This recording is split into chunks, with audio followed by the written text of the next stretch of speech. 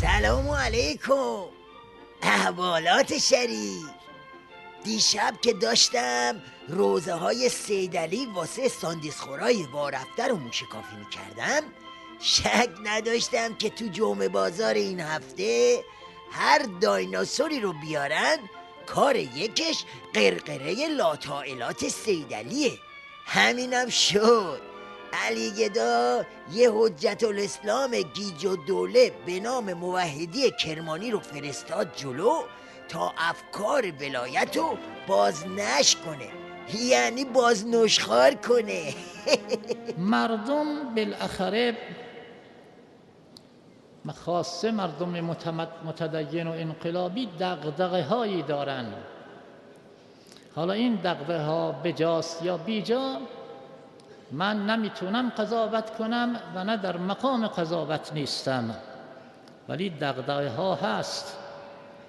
سوالاتی است: آیا ارزش های انقلاب در این مذاکرات حفظ می شود؟ آیا عزت اسلامی مورد توجه به طور کامل قرار می گیرد؟ چقدر امتیاز گرفتیم و چقدر امتیاز دادیم؟ آقا چیزی که اینا خوردن زهر بوده یا گیج هویج بستنی؟ تو اوضاعی که سیدعلی داره مهیای کوفت کردن باقی جام زهر میشه، تازه تو شیشو بشه که چقدر گرفته چقدر داده. بدبخت دوره امتیاز گرفتن تموم شده، حالا دور امتیاز دادنه. میگه بابا اون ممه رو لولو برد. میگم سیدعلی و نوچه هاش با این جیگرشون بهتر بود جیگرکی راه مینداختن.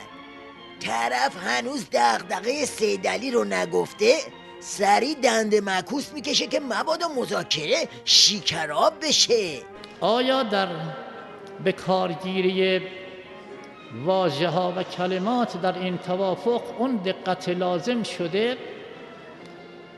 مثلا واژه دستیابی و دسترسی، آقایان عنایت دارن، هر کدامی معنای خاص خودشو داره و بالاخره این آمریکای غدار که شیطان بزرگ است، در این امر هم شیطان بزرگ است.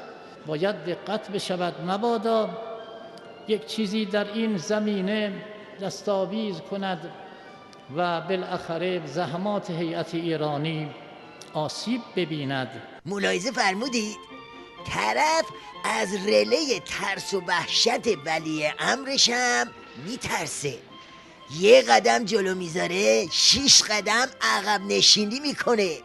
حالا یه چشمه دیگه از همین قیقاش رفتنا رو هم ملاحظه کنید. مقام معظم رهبری فرمودن گول لبخندها رو نخورید، حواستون جمع باشه. دشمنه. همینجا لازم میدونم از هیئت ایرانی تشکر کنم. واسه چی تشکر میکنی؟ واسه خوردن گول دشمن؟ یا واسه حواس جمعیشون تو سر کشیدن زهر؟ حالا اگه سوالتون شده که علت این همه زیگزاگ رفتن چیه، موشکاف خدمتتون عرض میکنه هیچی.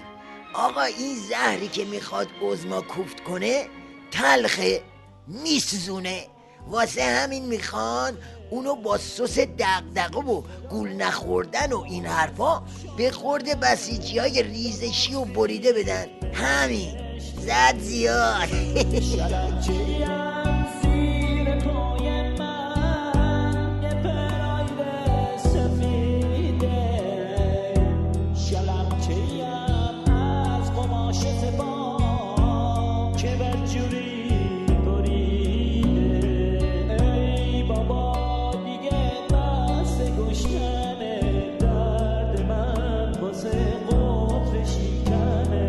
باز غذا واسه این همه کمه.